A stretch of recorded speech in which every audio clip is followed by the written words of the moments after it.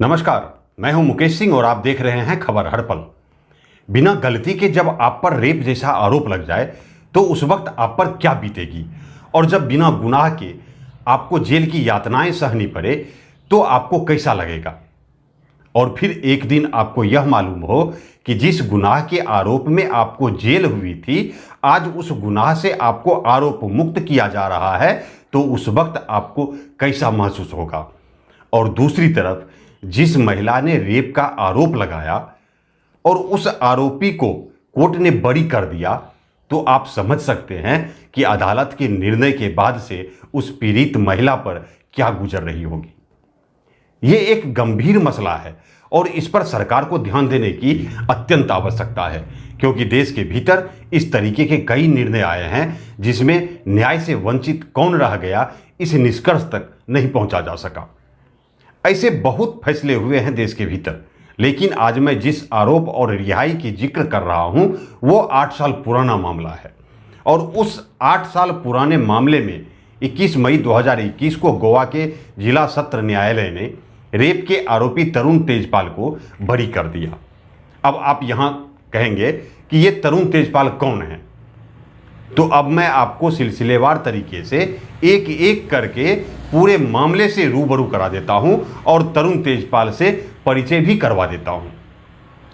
मेरे स्क्रीन पर दिख रहे सफेद दाढ़ी और चोटी बांधे इस शख्स का ही नाम तरुण तेजपाल है, जो तहलका मैगजीन के संस्थापक और पूर्व संपादक हैं।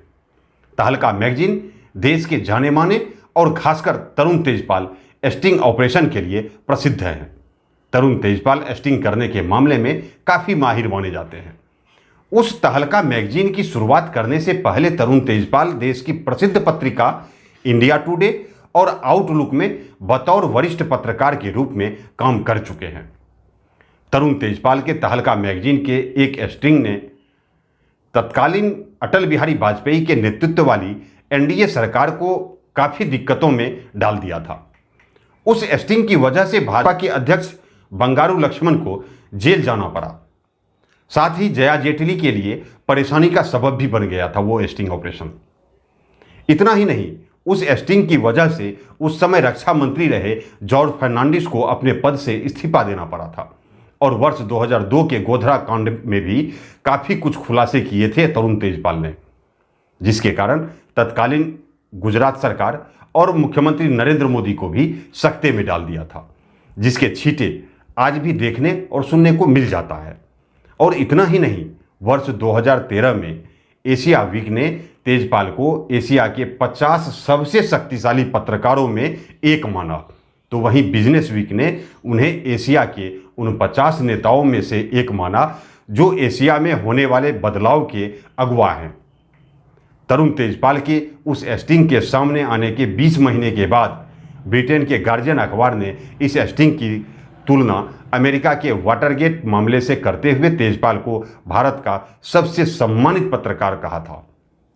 एक सैन्य अधिकारी के बेटे और तहलका के पूर्व संपादक तरुण तेजपाल के लिए मौजूदा वक्त में ये सब बातें किसी धुंधले अतीत की बातें प्रतीत होती होंगी, लेकिन इन सब के बीच 2013 में खुद तरुण तेजपाल रेप केस में आरोपी बन गए। दरअसल तरुण तेजपाल पर साल 2013 में गोवा के एक होटल की लिफ्ट में महिला पत्रकार के साथ सेक्सुअल हैरेसमेंट का आरोप लगा था। बताते चलें कि 7 नवंबर 2013 को तरुण तेजपाल पर उनके ही जूनियर महिला सहयोगी ने यौन उत्पीड़न का आरोप लगाया था। उसके बाद 20 नवंबर 2013 को तहलका के एडिटर इन चीफ पद से तरुण तेजपाल को इस्तीफा देना पड़ा। फिर 21 नवंबर 2013 को गोवा पुलिस ने आरोपों की जांच शुरू कर दी। जांच के बाद 23 नवंबर 2013 को गोवा पुलिस ने तेजपाल के खिलाफ रेप और उत्पीड़न का केस दर्ज किया। 30 नवंबर 2013 को डिस्ट्रिक्ट और सेशन जज अनुजा प्रभु देसाई द्वारा तरुण तेजपाल की अग्रिम जमानत याचिका खारिज कर दिया और फिर तरुण तेजपाल गिरफ्तार किए गए। उसके बाद 17 फरवरी 2014 को तेजपाल के खिलाफ गोवा पुलिस ने 2846 पन्नों की चार्जशीट दायर की। चार्जशीट में पुलिस ने कई प्रमाण पेश किए, लेकिन 1 जुलाई 2014 को सुप्रीम कोर्ट ने गवाहों और सबूतों से छेड़छाड़ नहीं करने के सशर्त पर तेजपाल को जमानत दे दी। 7 दिसंबर 2017 को गोवा की मापुसा जिला अदालत ने तेजपाल के खिलाफ आरोपों को हटाने से इनकार कर दिया। 26 सितंबर 2017 को बॉम्बे हाईकोर्ट की गोवा बेंच ने रेप केस में तरुण तेजपाल के खिलाफ आरोप तय करने पर रोक लगाने से इनकार कर दिया। उसके बाद जिला अदालत के उस आदेश के खिलाफ तेजपाल ने बॉम्बे हाईकोर्ट का रुख किया, लेकिन उसी दौरान 28 सितंबर 2017 को गोवा की डिस्ट्रिक्ट और सेशन कोर्ट ने तेजपाल के खिलाफ रेप का आरोप तय कर दिया। फिर तरुण तेजपाल ने 19 अगस्त 2019 को सुप्रीम कोर्ट का रुख किया, लेकिन सुप्रीम कोर्ट ने भी तेजपाल की याचिका खारिज करते हुए गोवा कोर्ट को 6 महीने में ट्रायल खत्म करने का निर्देश दिया। उसके बाद 21 अक्टूबर 2019 को गोवा कोर्ट ने तेजपाल के खिलाफ आरोप लगाने वाली महिला पत्रकार से क्रॉस एग्जामिनेशन शुरू किया, यानी महिला से जिरह करना आरंभ हो गया। 23 अक्टूबर 2019 को तरुण तेजपाल के वकील श्रीकांत शिवडे के अनुरोध पर जिरह को 11 नवंबर तक स्थगित कर दिया गया और फिर दोबारा सुनवाई 11 से 14 नवंबर के बीच तय हुई। 11 नवंबर 2019 से महिला पत्रकार से क्रॉस एग्जामिनेशन दोबारा शुरू किया गया। इसके बाद जिला सत्र न्यायालय 27 अप्रैल 2021 को मामले पर फैसला सुनाने वाली थी, लेकिन जज क्षमा जोशी ने 12 मई तक के लिए सुनवाई टाल दी। लेकिन गोवा की अदालत ने 21 मई को तरुण तेजपाल को आरोप मुक्त करते हुए बरी कर दिया। इस देश के भीतर ये कोई पहला फैसला नहीं आया है। ऐसे और भी कई मामले हैं जिसमें सबूतों और गवाहों के बिना पर गुनाहगार बरी होते रहे और साथ ही पीड़ित न्याय से वंचित रहते गए। ऐसा ही एक निर्णय बिहार की अदालत ने वर्ष 2013 में सुनाया, जब 1998 ईस्वी में बिहार प्रदेश के पूर्णिया के विधायक और कम्युनिस्ट पार्टी के कद्दावर नेता अजीत सरकार की दिन दहाड़े हत्या हुई और उस हत्या में पूर्व सांसद पप्पू यादव सहित कई लोगों को आरोपी बनाया गया था।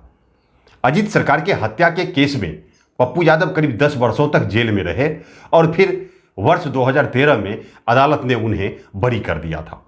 अब आप ही बताइए कि अजीत सरकार हत्याकांड में किसे न्याय मिली, पप्पू यादव को या फिर अजीत सरकार के परिवार को? और न्याय से कौन वंचित रहा, अजीत सरकार का परिवार या फिर पप्पू यादव?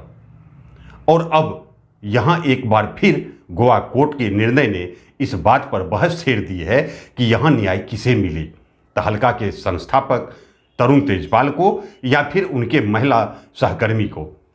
और इस यौन उत्पीड़न केस में कौन व्यक्ति न्याय से वंचित रह गया, तहलका के संपादक तरुण तेजपाल या फिर आरोप लगाने वाली उनके महिला सहकर्मी? यदि यहां पर तरुण तेजपाल को न्याय मिली तो फिर उनके द्वारा जेल में बिताए वक्त और उनका खोया सम्मान उन्हें कौन लौटाएगा? तो वहीं दूसरी तरफ यदि महिला पत्रकार न्याय से वंचित रह गई तो फिर उनका खोया सम्मान कौन लौटाएगा? कहीं ऐसा तो नहीं कि अटल बिहारी वाजपेयी की सरकार को दिक्कत में डालने और गोधरा कांड में गुजरात सरकार की किरकिरी करने और मुख्यमंत्री नरेंद्र मोदी की बदनामी का खामियाजा भुगतना पड़ा तरुण तेजपाल को? तो वहीं दूसरी तरफ कहीं राजनीतिक साजिश का शिकार तो नहीं बन गई पीड़ित महिला पत्रकार? सोचिएगा जरूर। बहुत बहुत शुक्रिया, बहुत बहुत शुक्रिया।